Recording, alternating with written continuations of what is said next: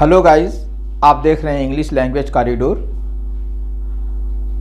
मैं हूं दिलशाद अहमद, आपके सामने नए स्ट्रक्चर के साथ उपस्थित हो रहा हूं। इससे पहले मैंने आपको जो स्ट्रक्चर बताए थे वो प्रेजेंट फॉर्म के थे। आज मैं पास्ट फॉर्म का स्ट्रक्चर आपके सामने लेके आया हूं। प्रेजेंट फॉर्म में आपने पढ़ा था आई एम, जिसका मैंने अर्थ बताया था कि इस समय मैं हूं, और फिर उसके बाद दूसरा मैंने आपको नेक्स्ट स्ट्रक्चर पढ़ाया था आई हैव, यानी कि इस समय मेरे पास है।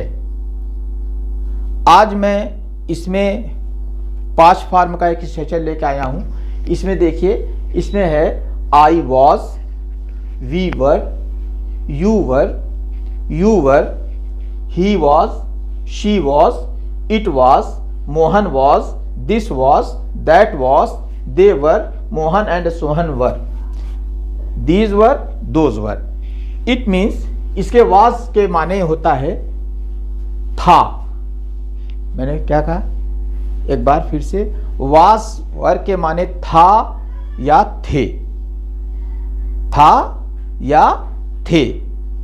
I was in the market, मैं मार्केट में था, परंतु अब मार्केट में नहीं हूं। वास के माने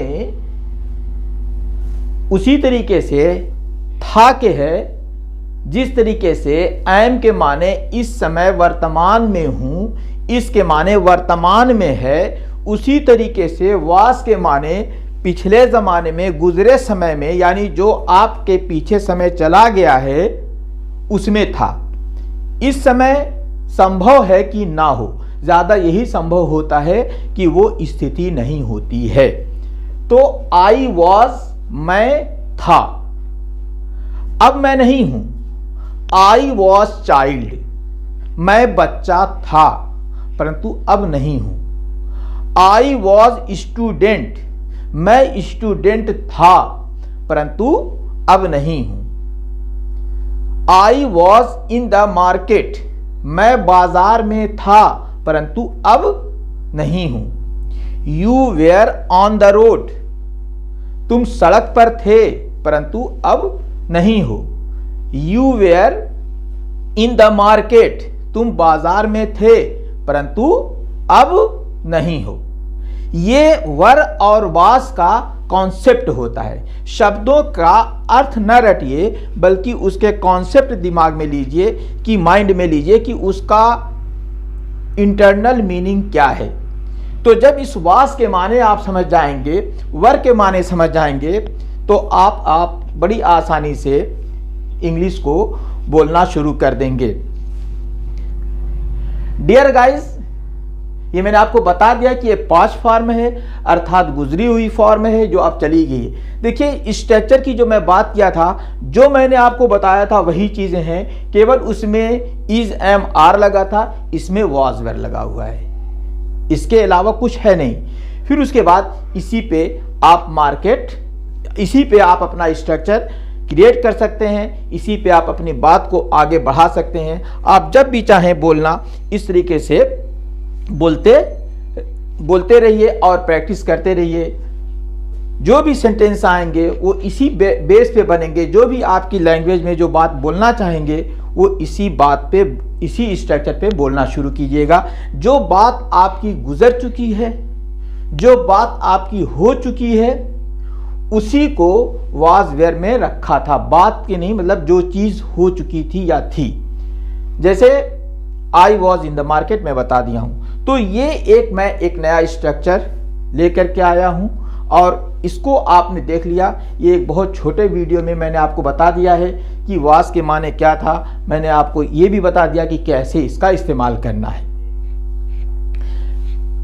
इसमें अगर आप भी और ज्यादा प्रैक्टिस करते हैं तो दे वेयर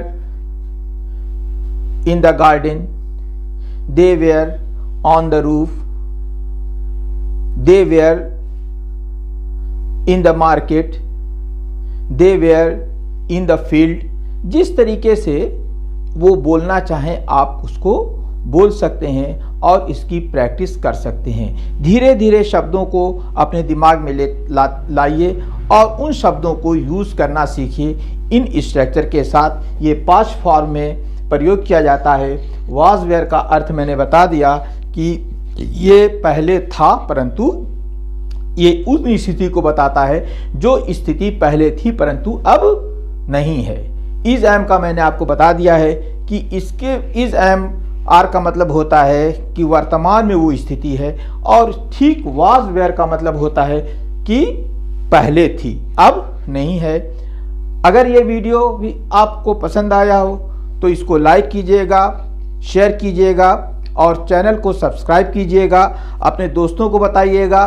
गाइस, मैं फिर आपको एक बार रिपीट कर देता हूँ कि ये मैं इतने आसान तरीके से स्ट्रक्चर के थ्रू आपको इंग्लिश सिखा रहा हूँ कि एक एक स्ट्रक्चर आप पढ़ते जाइए और इंग्लिश अपनी मजबूत और स्ट्रांग बनाते जाइए। Thank you.